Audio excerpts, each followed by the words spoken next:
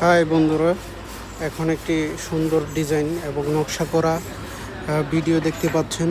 আশা করি আপনাদের ভালো লাগলে লাইক কমেন্ট শেয়ার করে দেবেন। ধন্যবাদ।